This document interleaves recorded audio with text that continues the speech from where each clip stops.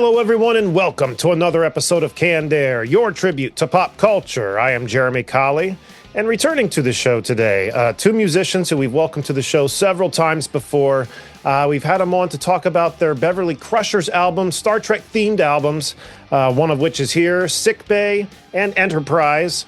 They also came on to talk about their Arby's-themed album. Who else can say that?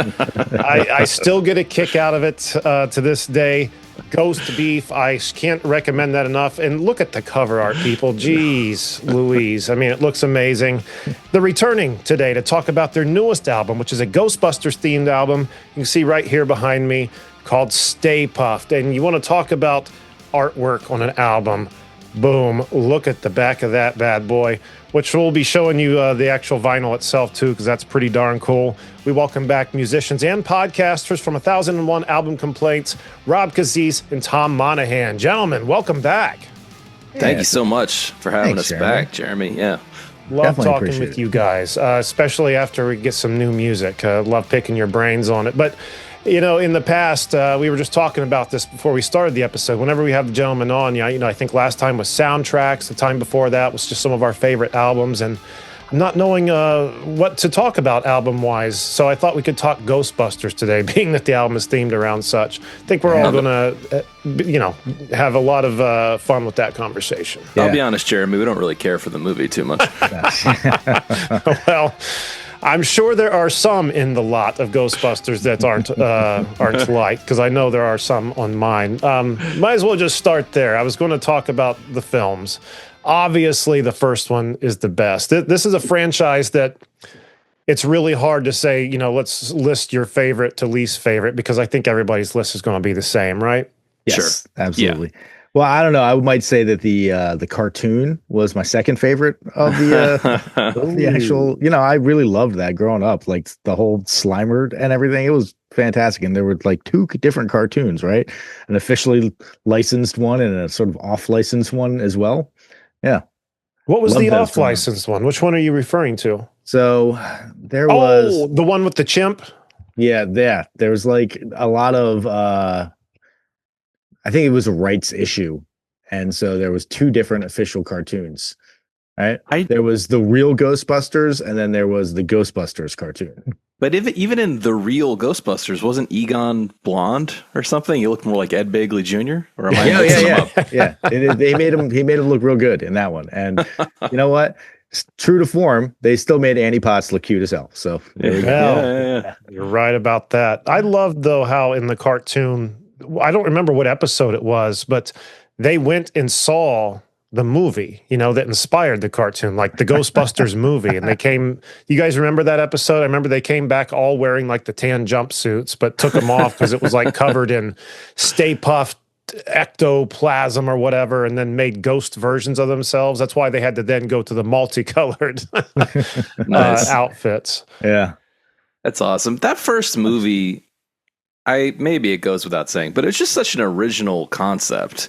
Yeah. That's why it stands out, right? Everything else seems like it's to a certain extent about trotting out IP and trying to extend the universe in ways that are just inherently way less interesting. But when that first movie came out, well, I'm a little young for when it first came out, but I liked it as a kid when they would re-release it and things like that. It's one of the early movies I enjoyed as a kid.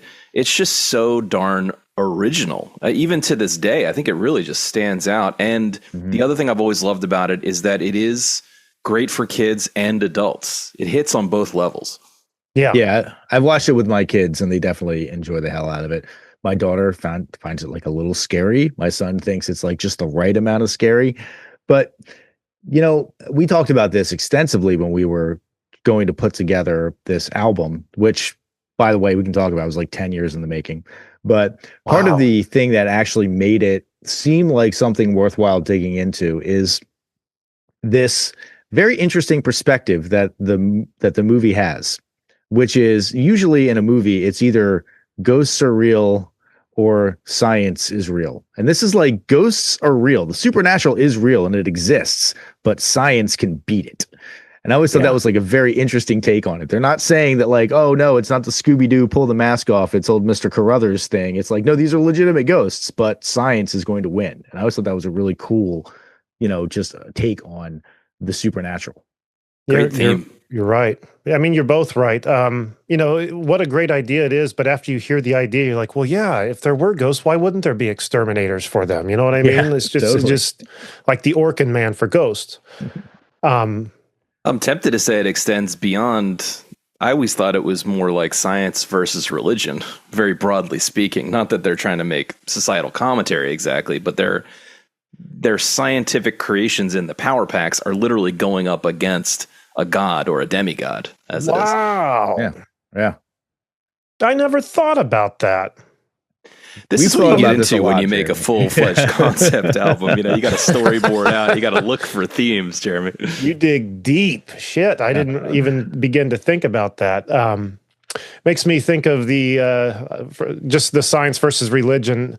Have you guys ever watched the debate online? It's Bill Nye debates against the guy who made the Creation Museum. You guys ever seen that? Ken Ham, I think his name is. Yeah.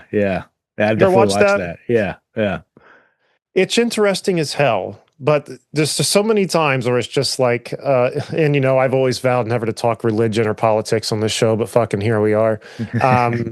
Where at any time there's something can't be answered, there's like only one book you got to go to, buddy. Just you got to look in this book right here. Well, science books, textbooks say that this and this and this. Well, this is the only book you need, Bill. I'm like, that's not a fucking argument. It's like argue. No. Yeah. I'm going to wrap it back, though, in terms of Ghostbusters, which is that ultimately their game plan to cross the streams is an act of faith. There we go. Wow. Fuck, Rob. Even Egon doesn't exactly know what's going to happen. Yeah. I mean, he thinks they think they're going to die, right? But they got to do it. Not only do they think that they are going to die, they think they might destroy all creation by crossing the streams. Yeah. Wow, that is a big leap of faith, isn't it? Damn, you guys are really making me think harder about this movie than I ever have. Listen, we're going full high school English teacher on this thing. I'm not suggesting that the writers were thinking at this level, but I do think it's an interesting layered construct with interesting characters and interesting ideas. And just, there's such a dearth of that in Hollywood generally, even all throughout our lifetime, let alone right now. Yeah. But it just seemed like, it seems like they, like you said, they weren't out to make that moral question, science versus religion, yada, yada. But that's what happened, right? Inadvertently.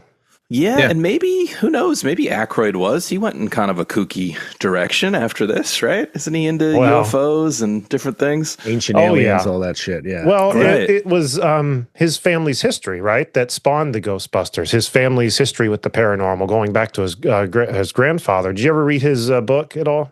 I did not. No. I didn't read the whole thing, but I do remember reading experiences his grandfather supposedly had. But, this was like in the early 1900s when this was like the thing to do. Like communicating with the dead was it was like something you do at social events, right? Oh. Yeah. But I got all these jugs of ether out back, and then all of a sudden I just keep seeing things in the middle of the night. I don't know what's going on. It's like, I think you got a ghost. Yeah. But do you guys are you aware of the original concept for the Ghostbusters though that Dan Aykroyd had? Because it was pretty far fetched from what it ended up being. It was supposed to be what was it, like ghost cops, like interdimensional ghost cops that like were in the future. It was Harold Ramis coming and taking the script and rewriting it that brought us what we have. How many ghost blowjobs were in the original script? That's what I want to know. Probably like 7. Harold's like, we gotta take this down. We're doing a full Ghostbusters podcast here, so I feel like it must be noted that in the ghost blowjob scene in Ghostbusters, because people might not have recognized this Easter egg, they're playing the Ghostbusters theme, and there's a line in the Ghostbusters theme that says, "Bustin' makes me feel good," and it is lined up to that moment. It is. It's very even though they like, pull the lyric out. Now that wasn't an accident. That was not an accident. Yeah. No way. Yeah. No fucking way. It's funny, we were talking about how we mentioned earlier how, when the film came out, we were a lot younger on the younger end of things. So, it had already come and gone. The first to theaters before I heard about it, my first experience was the cartoon. Then they played the movie on television, back in the day, like the Saturday night movie is going to be Ghostbusters. And I was like, Mom, Dad, you got to record it for me because it was later than I was allowed to be up. Well, they must have forgot until about halfway through the movie and then hit record. And to my knowledge, that was the entirety of the movie. I didn't know there was a whole bunch of movie before that. I thought the movie was only about 30 minutes long. I never saw the blowjob scene or any of that stuff. So to see that all later was like, wait, this must be a different version or something, you know? I have a very vivid memory of the first day that we got cable. It was like, I was like, oh my God, we have cable. This is amazing. And turning on the TV and Ghostbusters was on. I was like, yes, this is fucking amazing. It's so everything great that was promised. Yeah. It's funny. I remember we were really late to the club getting cable. Our family was. And at the time, Beavis and Butthead was very popular. Oh, yeah. And I remember always wanting to watch that show, but never could because didn't have cable, didn't have MTV. Well, they said we were going to get cable, my folks, about the same time they said Beavis and Butthead were going to have their last episode.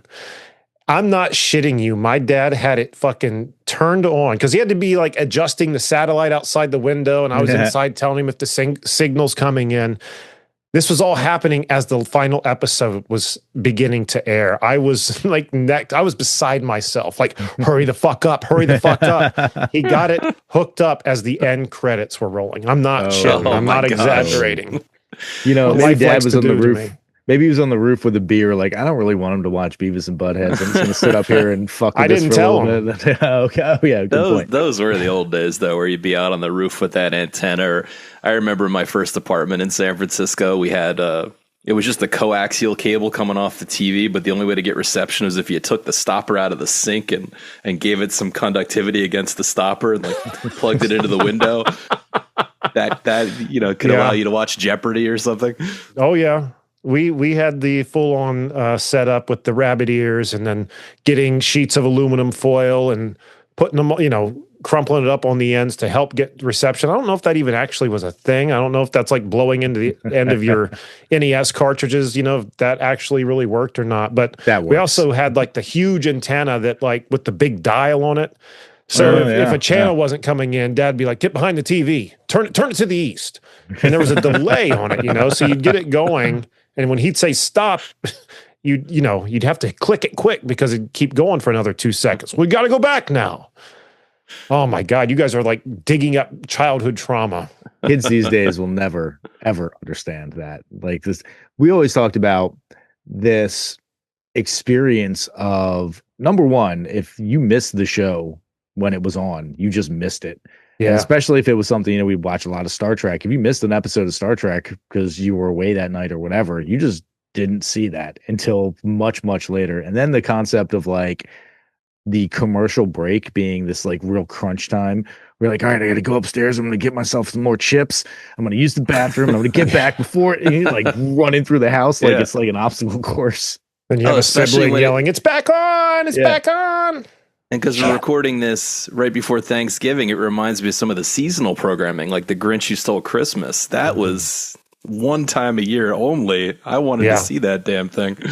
Yeah, it's funny because we haven't had network television in a long time. We don't have cable anymore either. We don't watch a whole lot of TV. We just have like the streaming services. And I've told my mother this several times, but still every year I get the text, hey, Rudolph's on tonight on Channel 7. Make sure you watch. That's great. I can watch Rudolph on my phone in May if I want to. Like, exactly. Yeah. It takes away from, it's like what made Star Wars special was, there was so little of it and it only came around once in a blue moon. Now that Disney have it, it's like every other week and it doesn't, the shine has been taken off of it, right? Sure. Yeah, absolutely. It's one of the problems. Absolutely. Well, it's also one of many. I do feel like we touched on it earlier. And to be honest, the Ghostbusters franchise became a victim of this as well. But just this constant rehashing of the same IP over and over and over and over again. It's so flooded that I can't even, I try to watch some of the new Star Wars stuff and they're like, oh, I have no idea what's going on. Like, oh, well, you didn't watch, the Boba Fett, Boba Fett, Book of Boba Fett or whatever the hell that is. Like, no, I didn't watch that. You tell me I have to watch 4 shows just so I can watch the show I want to watch right now. Like that stuff is fucking ridiculous. And then, of course, like, Ghostbusters 1 came out. It was amazing. Lightning in a bottle. Everybody loved it. And then, I want to see the piles of money that they left on Bill Murray's door before he finally decided to begrudgingly do Ghostbusters 2. And I feel like, didn't really stand up in the same way. As No. How could it possibly have, right? How could it possibly have stood up to the original Ghostbusters? Yeah, like you said, lightning in a bottle. Don't try to, I don't know. I mean, I can understand the appeal of wanting another one. I wanted another one. I was excited for the second one. Was it as good? No. Yeah. I don't know. The Statue of Liberty walking through town was a little corny. Vigo was cool, but not as cool as Zool. Zool was scary, Yeah. Vigo was just kind of derpy, I guess. Vigo was, in my opinion, the best part of that movie, though, or at least the most memorable part, because that dude is legitimately scary, and I think he's a real psychopath. That actor too, right? Is that right? Is that who that was? I just remember I read some story about him where I don't know if he was a boxer or some kind of fighter, and then he maybe got involved in some crimes. I don't know. Allegedly. Yeah. Wow. Oh no, it's Norbert Group. Yeah, Wilhelm von Homburg. I think he was a legitimately intimidating guy, is my point. And that came across on the screen. Yeah, he looked intimidating. But they didn't really have a great new idea. And I think this is where these franchises go wrong. And using Star Wars as an example, in my opinion, the best new thing Star Wars has done is the Rogue One Andor series, where I believe what they really did there was just completely... They took the characters or the world and they made a new kind of movie. They weren't trying to recreate tone. They flipped the tone entirely. Things like that. That's how you actually get something new. Sure. And it's also, we've talked about this with records as well. It's really hard to make your sophomore effort be as good as your first effort. Let's say, you got your entire life to write your first album and you got 8 months to write your second album. And so how are you going to possibly be able to recreate that fantastic result? And because of the way that public's attention span is, they didn't have 5, 6, 7 years to come up with a new concept for a better movie and be like, well, we're just going to wait until we have the right script. It's like, do you want to make a ton of money right now and actually give people what they want? Sure. Then, make another movie right now. Sure. It sounds great. And also, how can you not be influenced by the All Eyes on You phenomenon? I'm going to guess that when they made the first Ghostbusters, I didn't do deep research on the making of it, but they were alums of Saturday Night Live and SCTV and things like that, but no one really had super high expectations for it, I would imagine. Yeah. Well, I wonder if like the difference between the first one and the second one are kind of like with the first and second Ninja Turtle film. When the first Ghostbusters came out, I think like you said earlier, it can be for kids or adults. I don't think it was like a movie that was mainly probably marketed toward kid, obviously with a ghost blowjob scene and this and that. It was just a comedy.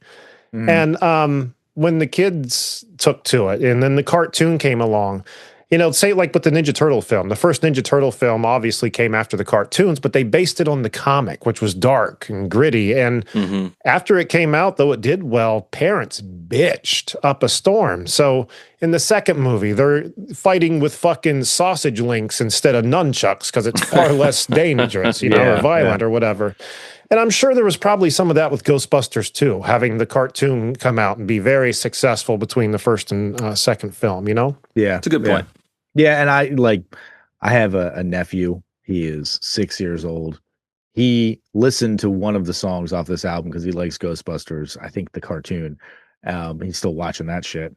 And he was like, "Oh, this is so great. I love this." And my sister was like, "Can you send him an album?" And I was like, "There's like a lot of dick jokes on the album." So I don't know if he actually send that over to the 6-year-old, I'm glad that he liked one song, but it might not be what you're thinking it's going to be, Yeah.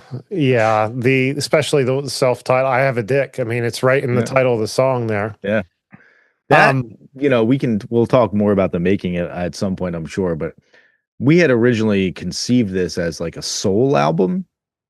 And, we kind of threw around a couple of different options. But when our friend Phil brought that to the table. That's when we were like, all right, we got to make this album. Like, it's just this like 15-second clip of, I got a dick. And we're like, that needs to be heard. We should make it. We should make an album based around that. Well, I thought that demo was helpful because it led us to the fact that we could do like little snippets of things. And I felt like a freedom from that because Phil had recorded that 15-second demo early in the process. And I think we cast it aside in the initial round of recording in favor of more traditional length songs. And then later came back to it like, no, that was really funny. We can expand the scope a little bit and of what's possible here, what we can lay down. Yeah. Right. We might as well get to it. I mean, we got to talk about the album, right? Let's do it. So first, before we get to talking about it, tell the listeners who are meeting you guys here for the first time a little bit about yourselves and your band. Yeah, I'm Rob, and this is Tom. We've been working together for a million years. We've known each other for around 3 decades. We grew up together, and we have been making music in various bands under various headings for that entire time, more or less. So we've been musicians and friends since high school. This band is called The Chop. It is a nod to our band that we had in our 20s. I'll call it the most serious band we were ever in, although there was nothing much serious about it, but we certainly considered it a serious endeavor, and we toured and things like that when we were a bit younger and didn't have families. And we've tried to just continue that tradition, use it as an excuse to continue to get together as friends. We have all these friends, obviously, who are musicians, people we knew growing up. And so we started this process of giving each other writing prompts and getting together with some demoed songs at a recording studio for like a long weekend, treating it almost like a ski weekend with your friends, except we're recording music and challenging ourselves to go through a condensed time period process like that. And over 3 days, bang out 5 songs together. Yeah. So when we originally did this, we recorded 5 songs, 4 of which appear on this album. And good Lord, Rob, was that like 2015, I believe. 2015? Yeah, it's like 2015. And we liked them, but we kind of didn't know what to do with it. And then as we were kind of casting around for another excuse to get together with a bunch of friends, I was going to be on the East Coast where a bunch of our friends live. Rob was also going to be going back to the East Coast. And we decided, hey, I know I'm going to be there in the summer. Rob's going to come there in the summer. Let's book a session. And we ended up putting together the rest of the songs for the album, sort of, in a, I don't know, but like an 8-week sprint of kind of writing and inspiration and then getting together and recording for 2 days. Yeah, exactly. Let me say something else about recording. Because we're lifelong musicians, we've been through a lot of different kinds of experiences with being in bands. So I alluded to it, but in our 20s, we were in a band that was gigging constantly and was really focused on playing live shows and drawing a crowd and things like that and being an exciting live band.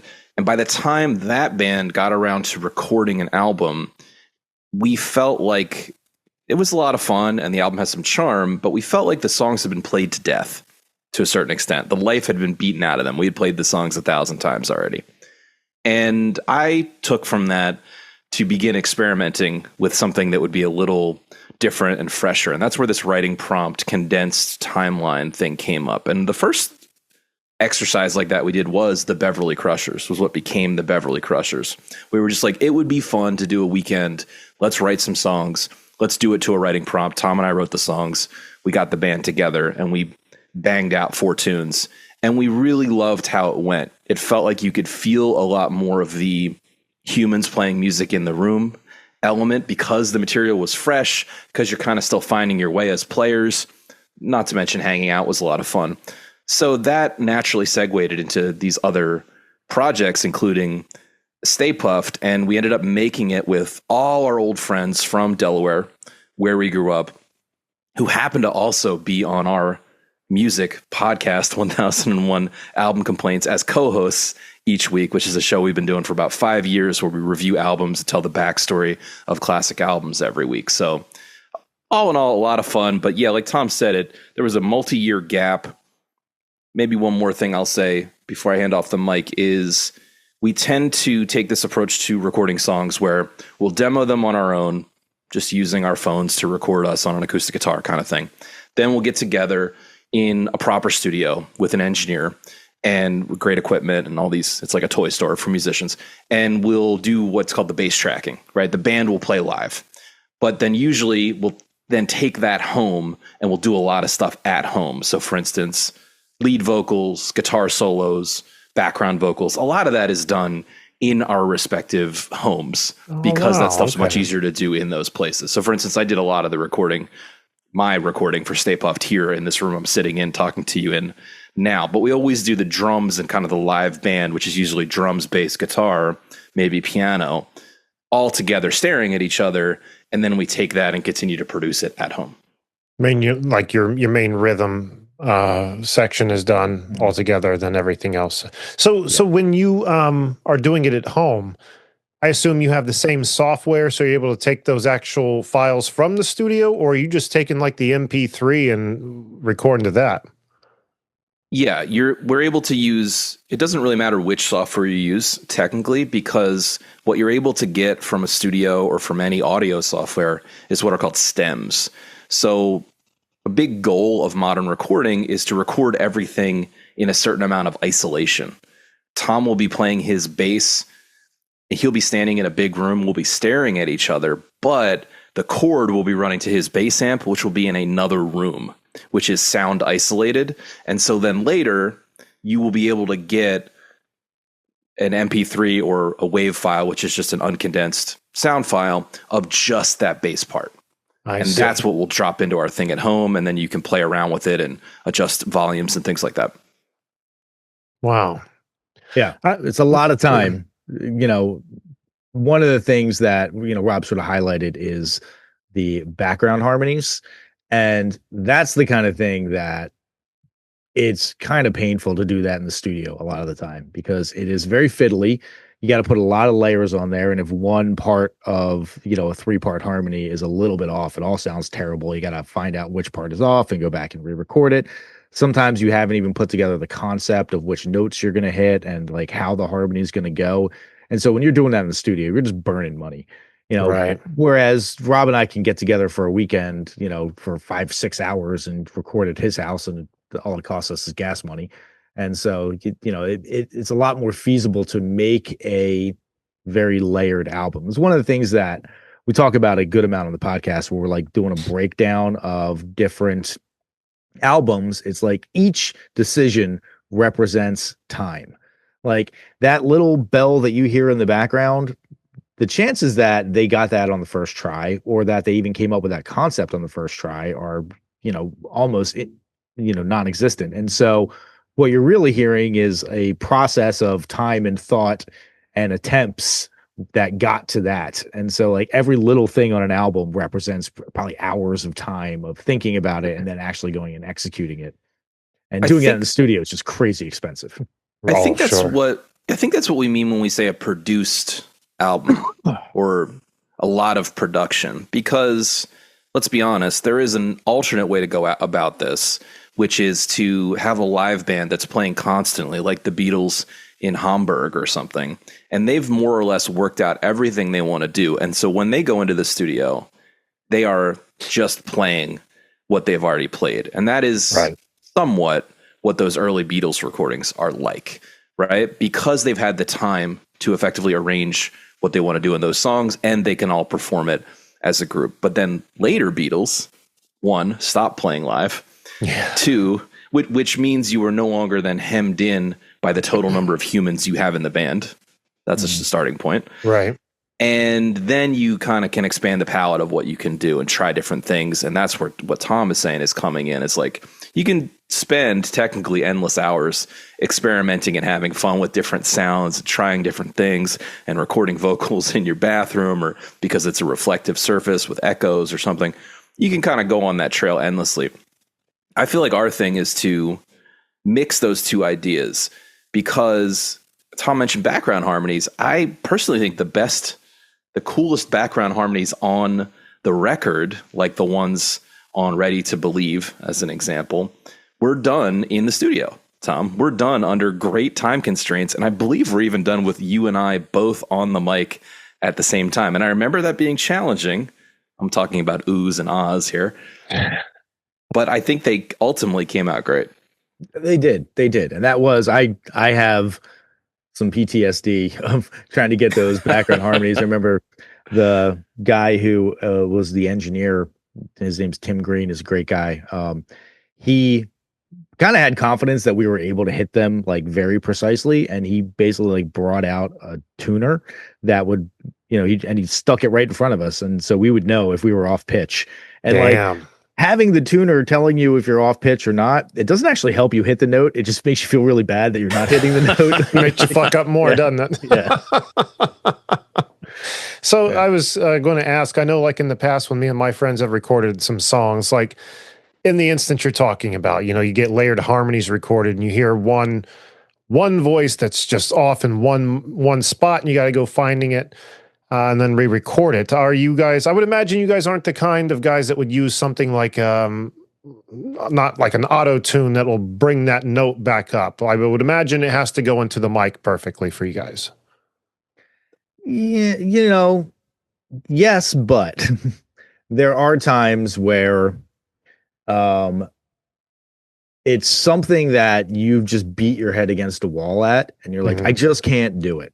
And actually, funny story, one of the reasons why we didn't release the first songs that we recorded was there was a note in a song that I was singing that I just could not fucking hit. And at the end of the recording session, we had a version of it where everything was good, except for this one note at the very end that was kind of a key note in the song that I just could not hit. And we sort of shelved it because of that. And I actually went back and re-recorded it, 8 years later, 9 years later, was able to hit the note. But like that was an instance where I think if we had been a little bit, I don't know if mature is the right word, but maybe a little bit more practical about it, we would have said, let's just fucking bump that note up. Like, there's no need to like continue to beat your head against the wall for it.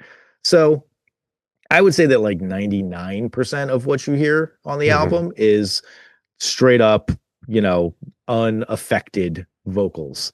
But I know for a fact that there are like one or two little notes where like we just can't hit that. Like our notes, our voices just don't do that. And as Rob talked about, you record the bed tracks, right? You do that first, and that informs what notes you have to hit in the melody. And sometimes you realize you have painted yourself in a corner because you're like, the melody dictates that I have to hit this note because the chords that we already laid down are, it's a G chord. And if I just dropped it down to an F sharp, I could hit that note. But no, the chord I have to hit it over is a G chord. So this is the note I have to hit, and I physically can't do it. Yeah. And so like you can get kind of close, then you just gotta maybe just tack it up, Let me add to that.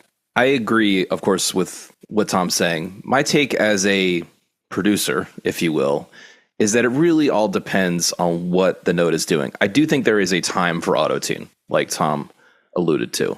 And a lead vocal, generally speaking, is not that time.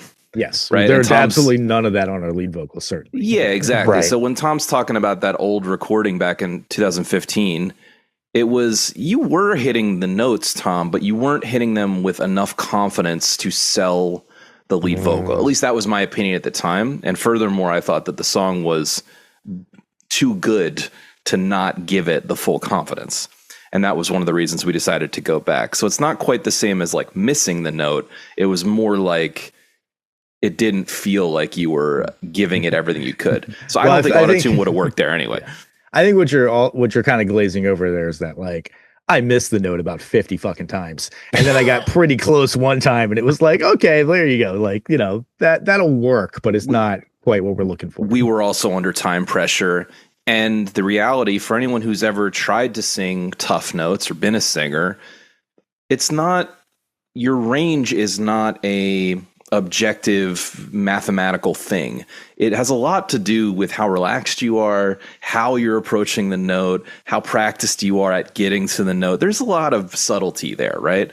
So for a variety of reasons, we were under time constraints and we just couldn't make it happen. And I wouldn't, just to be clear, because I think I'm one of the people who pushed for you to redo it eventually, Tom, I wouldn't have suggested it if I didn't think it was possible. And I just want to say I was right. It was possible, but you just needed to be more relaxed. Yeah, I think that, very much like any other skill, you do get better at it with time. Now, there's a natural lowering of your vocal range as you age, but I don't think that I've hit that point yet where like my vocal range is significantly decreased due to age. But I was just a little less practiced at trying to be a lead singer at the time. This is one of the first, I had done lead singing on a couple of songs before then, but it was very early on in my experience trying to be a lead singer. And you have to sing your timbre of your voice, and the power with which you push the note is way different for a lead singer versus a backup singer, which is what I had normally been doing, trying to sing oohs and ahs and harmonies and stuff like that. You approach that softer, but lead singer, you got to come out big and push a lot of air and be powerful. And I was just not very experienced with that. Absolutely. And you're a much better singer now. I totally agree. And that's what practice does, of course. So back to the auto-tune thing, though, because I can remember one specific example where I do believe we used some auto-tune, which is in the I Ain't No God song as a background part. But I remember specifically we talked about it. It's these very long held notes that are not only difficult, but possibly impossible in terms of how much breath. None of us are Olympic swimmers, so there was only so much you could do. And I remember us making a conscious decision to go, you know what? Let's use the technology and a little bit of Frankensteining because it'll make it sound a little inorganic, and we kind of like that about it. Yeah. So it's, to me, it's just like it's a seasoning, but you got to use it very sparingly. You're looking at us like we've been like kicking puppies over here, Jeremy. Like we just shattered the illusion that this is all just due to our massive talent. That's what we got. No. That was not my intention. I mean, when you listen to your albums, when the times I spent talking to you, it just seems like those are you guys want it to be as rich and as organic as possible. And not to say there is anything wrong with using it, because Christ, I've used it so many times to bend a sour note here and there. And, I love your guys' approach to just recording like the backbone in the studio and then coming home and doing vocals and stuff like that and doing leads, because you can just keep trying over and over again if it fucks up. I think of a song that I did years ago with some friends. I love the song. I love the way it came out. It sounds great, except for one fucking note I tried to hit. One note that I can't listen to the song to this day because of that note. And it's flattened, I can't do shit about it other than try to pull everything and everyone back together to re-record it. And it's not going to happen. Lightning in a bottle. Everything but that note sounds perfect. I wonder if I could drop the MP3 in and just bend that one section. It probably fucked the whole song up. But going back Modern to AI could probably do it somehow. Now we're really talking. Auto-tune is one thing, but AI, I don't know. No. Well, I guess what I meant was not to have AI redo the song, but I bet AI could help you pull just the vocal track out, adjust it, and then drop it back in. Oh, see? You guys are the real deal over there. But I know what you mean about, I think that note, when I think about it after listening to what you guys were just talking about, being comfortable, being relaxed in that situation, being comfortable with your voice, being comfortable with singing in front of people. Because when I listen to those old things I did, you can totally hear. It was long before I was doing the podcast, long before I was having a weekly relationship with a microphone, new people every week. It does wonders for confidence. And I notice a huge difference in what I was recording then versus, what I'm able to do now. So I think you're absolutely right. That's everyone's journey. Yeah. That's everyone's journey. And also, to be perfectly honest with you, every recording I've ever made, there's always something I don't like about it. Oh yeah, that's true. That's par for the course. Totally. Always your own worst critic, right? Yeah, it's a photograph of a time and a place. So I think that's just part of the deal. Yeah. I found that when I am recording a vocal take, I usually get my best takes. Like there's sort of a progression that you go through, and it starts out with like, oh, I'm not really hitting that note. And then it starts with like, I fucking note, I can't, like, and I get really angry at it. And then I get really embarrassed. And then I get really frustrated. And then I just kind of am like, fuck it, whatever, I'm not going to hit it. And then I hit it. when I'm like eventually Yeah. like, okay, you know what? I've accepted in my head that it's not going to happen. Whatever, who cares? I've moved past it. That I'm not going to let this affect my life. And then I hit the note and I'm like, oh, okay. I guess all I had to Yeah. do was, go through the 5 stages of shitty singing or whatever it is. Well, I I think got it's just the pressure you put on yourself, right? It's funny this comes up. I was having this conversation with a friend of mine the other day that I used to play with all the time, and talking about when we would be recording songs or just playing at the bar or whatever, to think about how hard sometimes it would be to concentrate on some of the riffs I was trying to play, or how I just couldn't get the sound I was looking for. And then, when I started this podcast, I didn't quit playing guitar, but it went into the corner for quite a while. And then when I did pick it back up and just start playing around the house, just when I was bored, I noticed like I felt like I was playing better than I had in a long time, if ever. And I attribute it to that. I don't have the stress of a deadline, or trying to get something done because other people are expecting it to be done too. You know what I mean? Like, it was just, I don't know. I Yeah. feel like I play guitar better now than I ever have, and that's just because I don't have any restraints or any deadlines on my shoulder. It's the dance like nobody's watching adage. Yeah, Yeah.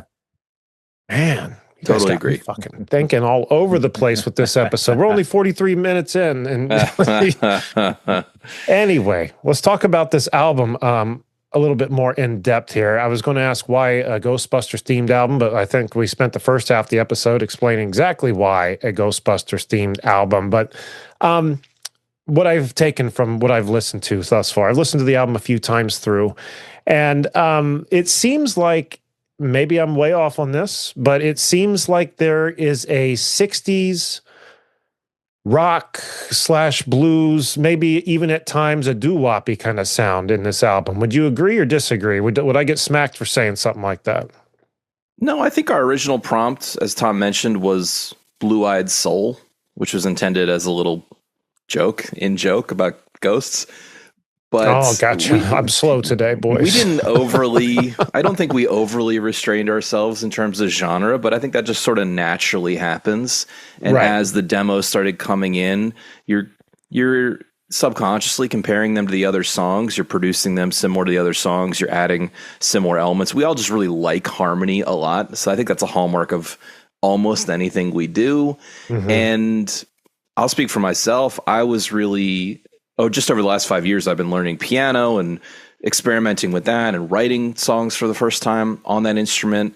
So it was generally, even though there's 2 guitar players in the main group, myself being one of them, there's a lot less guitar on this. And I do think that was a purposeful choice. Yeah. I noticed that. Yeah. And when we originally put that prompt out, it was for, again, I was picturing it as like it was going to be like a Ghostbusters soul album. I was really into soul music at the time.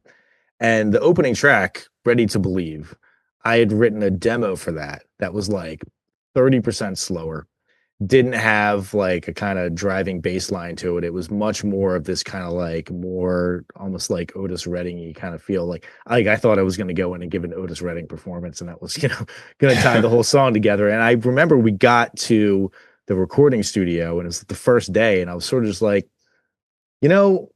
I don't think I thought this plan through all that well. Let's just speed it up a little bit. We'll put kind of like a little bit more of a kind of boppy bass line to it.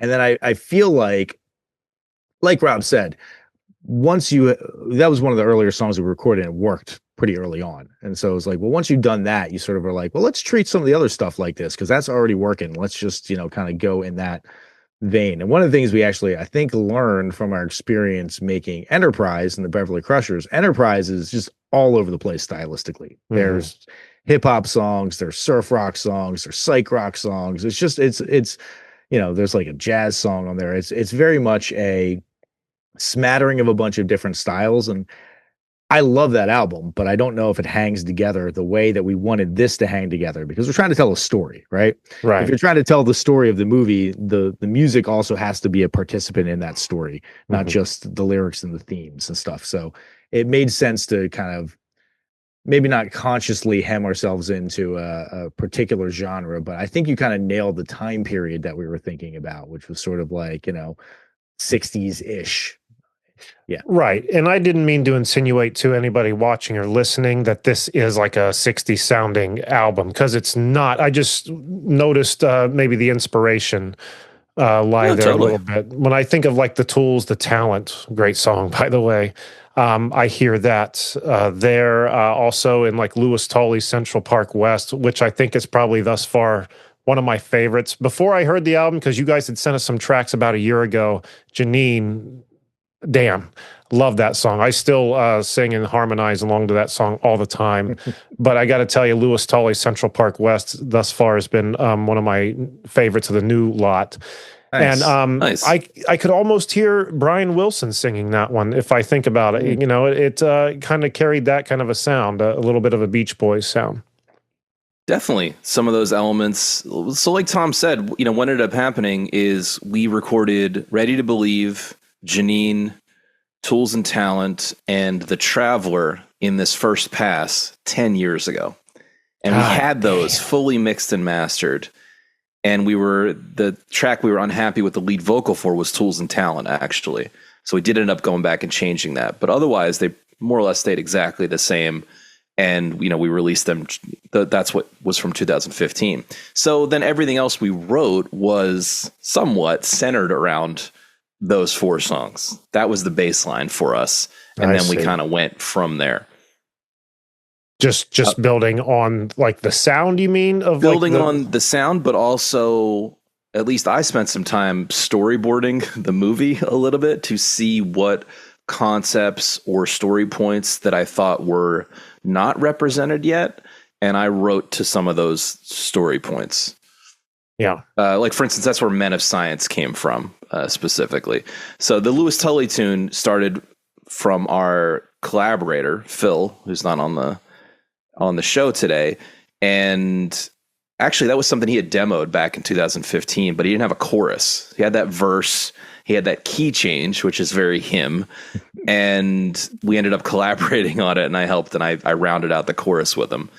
But like an example of how you build on styles and production techniques, we, on a whim, really, when we were doing The Traveler, which is supposed to be Gozer talking, we did something we like to call the monster voice, which was a technique where you speed up the tape and you sing the lead vocal again, and then you slow the tape down. And what you get is a second version of your lead vocal that is like a deep, monstrous sounding, slightly inhuman sounding voice. So you can hear that. It's mixed a little low because there's a regular vocal in there too. That's on The Traveler. And we were like, well, we should use that again on Louis Tully when Gozer's talking. So we did that exact same technique again, you know, and that's the kind of stuff that helps tie the tracks together, I like to think. Yeah. I got to go listen to that again now. It's also fun experimentation. Like that's just a fun process to go through. The first time we did it was, we were actually on 2-inch tape. And so we were like literally slowing the tape machine down by a certain percentage, because what I'm sorry, we were speeding it up. But what that actually means is that the note that Rob then had to sing was also higher. So it had to be like a note that he could still hit comfortably, not too fast that he would mess up the cadence, but enough that there was enough distance between the original melody and the note that he was singing that it would really amplify that monster effect, you know? And see, this is exactly what I'm talking about. When earlier I was like, you guys seem like the guys who would not want to touch auto-tune because you're saying tape. And, you know, there's been times I'm like, oh, I got that on tape. But I'm obviously recording digitally. You guys were legitimately using tape. You know what? I have a strong opinion here, Jeremy, which is, yes, we used to always do 2-inch tape at the studio that we've been to a whole bunch of times. It's called Louder Studios in Grass Valley, California, run by a guy called Tim Green, who was in a bunch of cool bands, including the fucking Champs. Great dude, great studio. And we even bought our own reel of tape on eBay for like $300. It's not that easy to get your hands on tape. That said, my real opinion is I don't think you can tell the difference when it really comes down to it. We've done all varieties of the thing. We've tracked directly to 2-inch tape. We have tracked digitally and then passed the recordings through tape to quote unquote give it warmth, which is something that people do. And we've done full digital. And I honestly don't think I'll speak for myself. I cannot personally tell the difference when I listen to the final recordings. Yeah, I would say that that's true, especially when you get them mastered, and the final product that you get just has to be tuned in a way that is going to be presented well, however you're listening to it, right? And so Sure. it's not like you're getting just this raw right off the tape sound. It's got to get mastered anyway. It's going to even out the peaks and valleys and sort of, so inevitably it gets processed to the point where I think it all ends up sounding the same. And I would Now, agree. Right. let me add to that, though. I suppose what I'm really saying is I think that's quite far down the list of things that help define the sound. I do care about sound, but I think the things like the board that you're going through, the mixing board, which even if you're recording digitally, you're using typically a lot of vintage gear, right? It's running through these old compressors and EQs and things like that before it even hits the computer, or potentially after it hits the computer. You're using cool vintage amps, not to mention the process we talked about, which is important to me, of an actual band of humans playing in a room, staring at each other, playing the same song. Even if they're not playing the completed track or doing the lead vocal in that moment, the more of that humans in a room you can get, I do think that makes a much bigger impact on the final product. Yeah. And, also not to shortchange the other human that is usually room adjacent, which is an engineer who knows what they're doing and is able to help facilitate your ideas. Mhm. Like that idea of slowing the tape down and stuff, like it's great to have that idea, but until you can get an engineer who can actually execute on that, like it doesn't matter. If you don't have a guy who knows how to, rerun things through a reverb or something like that to give it a cool feel, then all the ideas in the world don't really mean much if you can't execute on them. And we are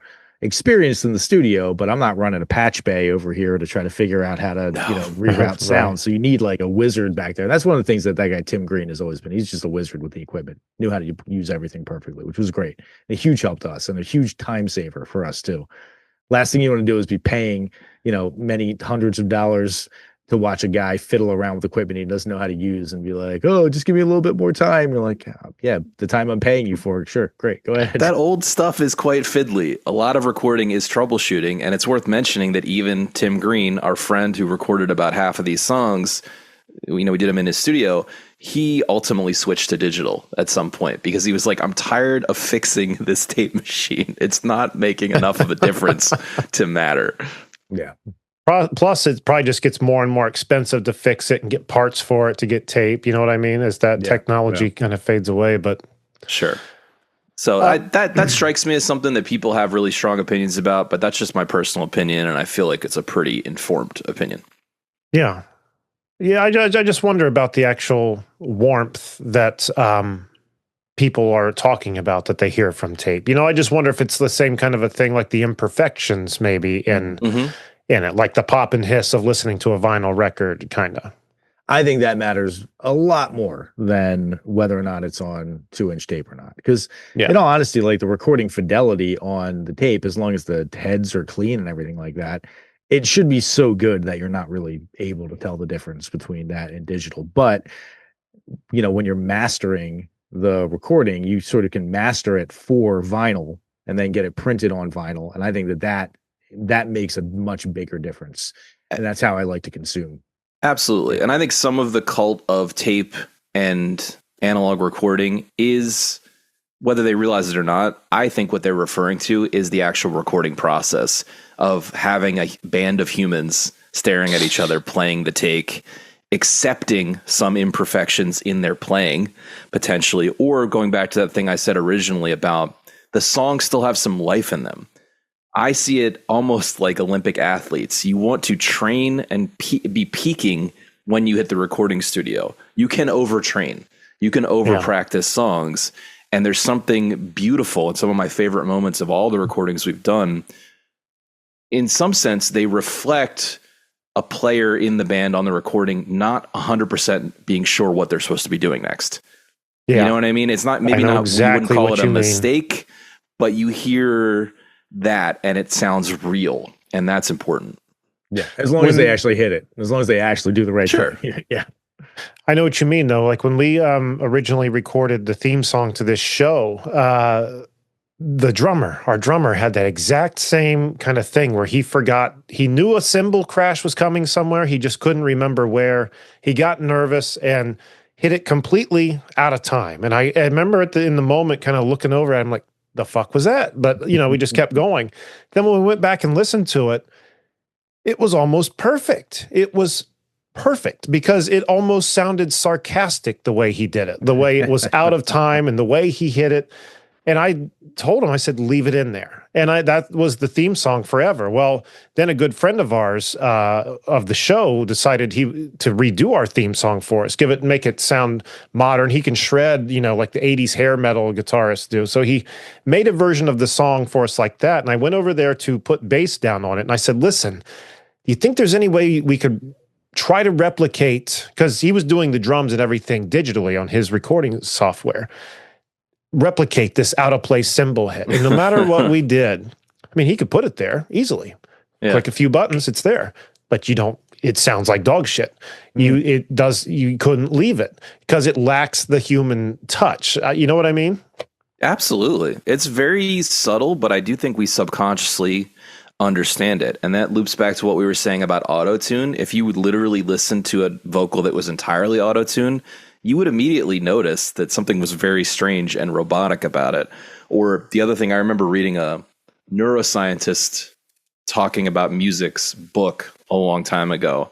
And he spoke about how what we perceive as a groove, like for instance, the Superstition groove, the song Superstition, is actually micro deviations from the beat.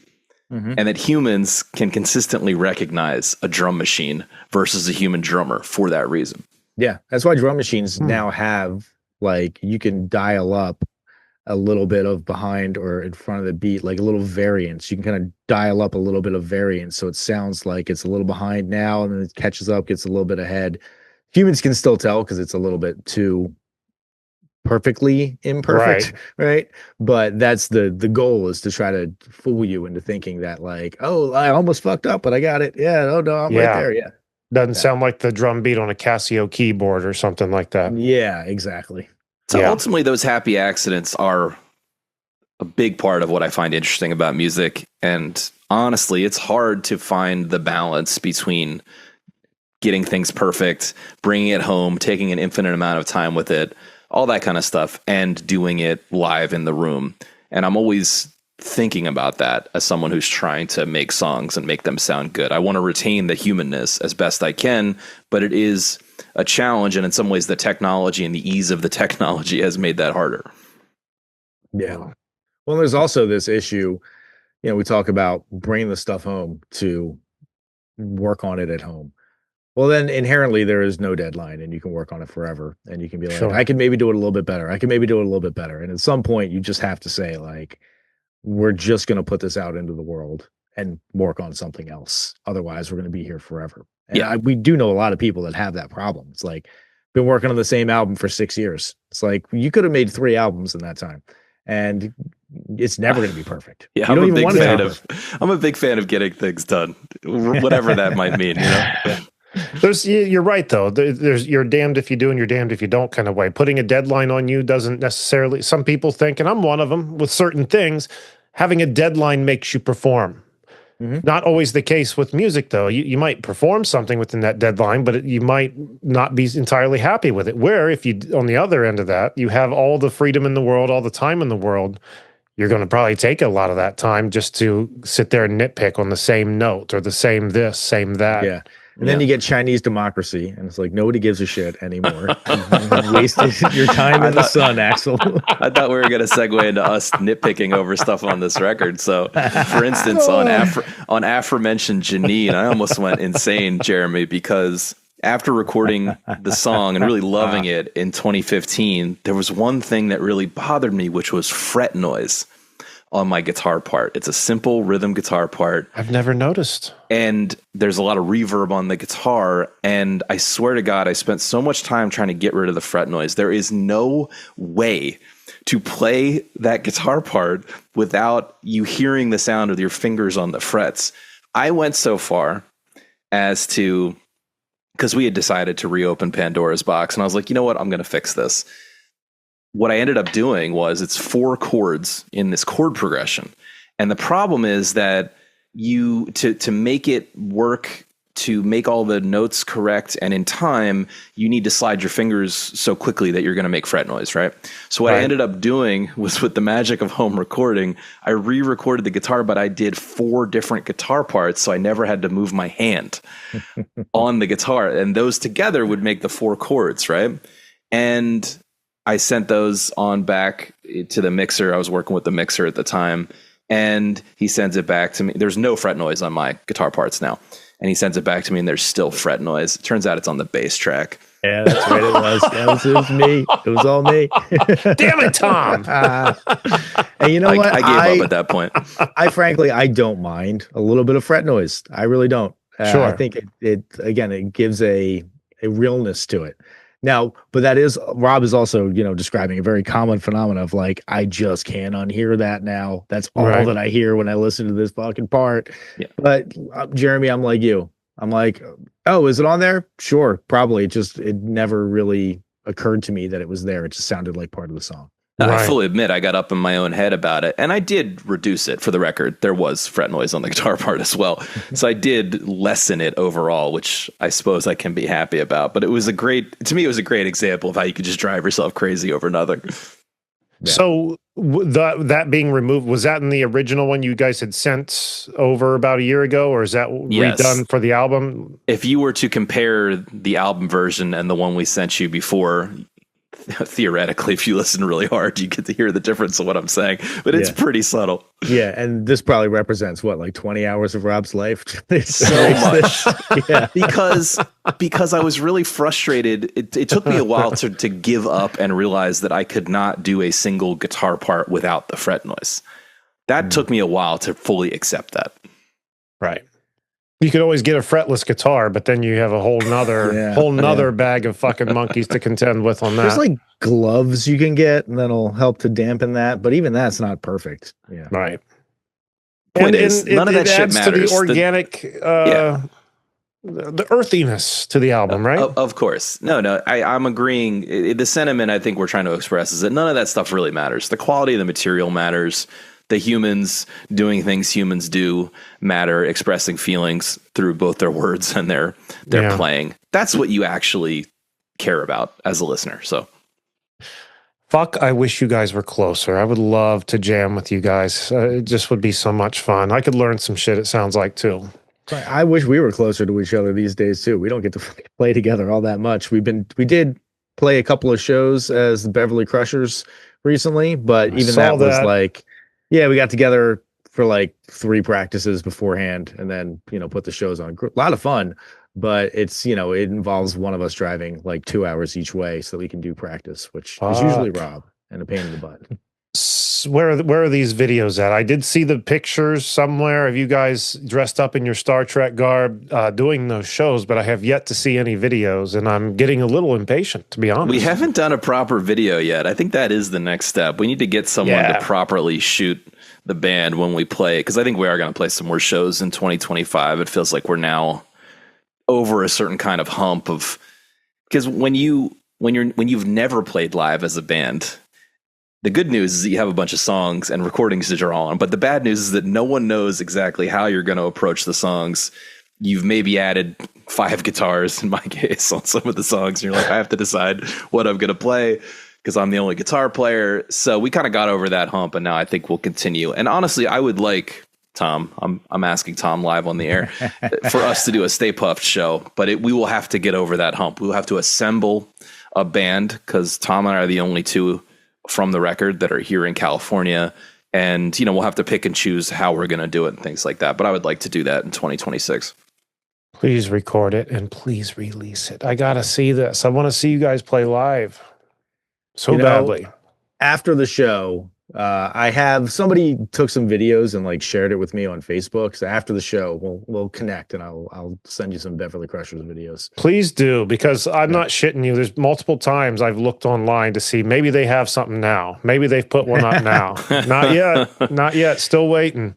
It's hard to honestly, Jeremy. Yeah, we do have some videos like that, but releasing them, how do I put this? It's almost like our musical ego is a little inflated because we feel like the record sounds good and that's what we're good at. And even though you're coming to that live show as people who've played music forever, the band is still a baby band. The band has still only played 2 shows. And honestly, I hear a big difference personally between the first and the second show. Just in terms of our understanding of the songs, it's not really about our individual playing necessarily, but it's about how we arrange, how we choose to do things, the dynamics, stuff like that. So I was hoping for the band to mature just a tiny bit more and then do a professional video. I can understand that. Well, I eagerly await. And in the meantime, I got to show people really quick because I think this is going to be also a huge selling point for this album, aside from the great music on it, is the artwork here we're looking at. Not only the front, but the back. Who did the artwork here? This is just a guy we found on Fiverr, which we've really started to leverage these. It's a freelancer site where I use it all the time. Yeah, it's so great. We've used it for tracking stuff on the Beverly Crushers, and now we've used it for art for all 3 of the art, the vinyl covers that we've done, Ghost Beef, Enterprise, and this one are all 3 different artists that we found on Fiverr because we like the style. They're all different. You haven't been using the same guy. We just like the idea because we usually have an idea in our heads of aesthetically what we want to try, and we like the variety of it. And we found a guy who we thought we could execute this concept that you're staring at. Mission accomplished. Damn. It looks so good. It could be on the wall.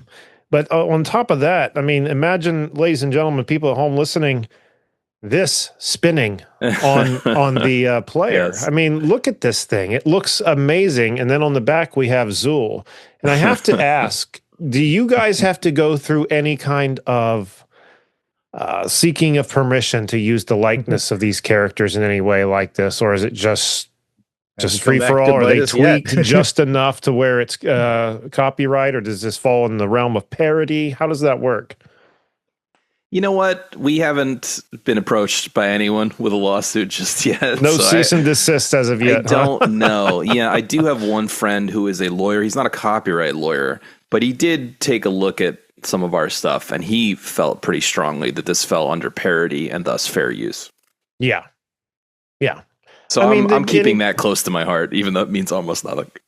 It would seem stupid to me if someone were to come forward and be like, oh, you can't do that, because all you're doing is promoting the IP that they own, right? I mean, if anything. I would think. It's probably dependent on how many of these we sell. And the answer is not enough for anyone to care, I'd reckon. Yeah, I see. We're not coming to the world with this or anything. It's for our own edification. It's fun. I've been shipping them around the country, which is amazing. And the fan community has been great. But the reality is it's a side project for us that we just enjoy doing, and getting these limited number of vinyl copies into the hands of people who will actually listen to it and appreciate it is the goal in and of itself. So. Well, I'm going to be listening to this one. I'm going to make a video too when I put it on the player. I just got to get my player out. But thank you guys so much for sending that along and for being here today. Yeah. I love talking with you guys. I want to encourage everyone to follow these guys on Instagram. You have several different handles. One at the Chop Unlimited, at the Beverly Crushers, and at 1001 Album Complaints. I'm going to have the links to all this stuff down below in the description, as well as the link over to their Bandcamp page, where you can buy not only Stay Puft, but their other albums, which I strongly advise. I've been a fan of you guys for how long now? How long has it been since we've been talking? Probably about 4 years, maybe? 4 or 5 years, yeah, 4 or 5 years. We came on when Sick Bay came out, and that was 2020. Yeah. Wow, ever might since have been pandemic. Pre-pandemic? Might have been pre-pandemic. I don't know. Actually, I remember what it was. We had Gates McFadden on, and I was trying to tag anybody who had Beverly Crusher in the name of their handle, so I could maybe get some tweets, and that's how I found you guys. Nice. So glad that happened, though. I'm still very jealous that you got to talk to Gates McFadden. Yeah, that's awesome. Yeah. Twice, actually. Very jealous. And I just heard she's going to be in Columbus here in about a month or two at a con. But those cons are so fucking expensive. I'm at a point where I don't pay for cons. If I don't get asked to come for free, I'm not going. Not to sound like a fucking prima donna or anything like that, but it's just how it is, you know? Yeah. Yeah. I hear you. I wouldn't. Yeah. I lose enough money on the podcast. No shit. Don't No lose shit. any more money. Yeah, and the records definitely. Yeah, Yeah, we have a healthy money spending habit on our hobbies here. So yeah. Same. So I'm not about to go balls deep just to walk in the front door at a con and then even go deeper just to get an autograph. It's not my style. But anyway, guys, I want to thank you so much again, not only for the album, but for being here today. Like, this has been so much fun talking with you. I mean, we've talked several times, but I think this is the first time we've gotten really in depth with your guys' process and recording and how the hot dog's made, kind of a thing. And I've enjoyed the hell out of it. I hope the listeners have too. Yeah, I think of that as a great. loop around Ghostbusters reference, by the way, Jeremy, for Slimer eating all those hot dogs. There we go. Say that again. I missed it. Say it again. One of the indelible images for me from Ghostbusters is Slimer coming out of the hot dog cart with the hot dogs falling out of his mouth. And you just said how the hot dog is made.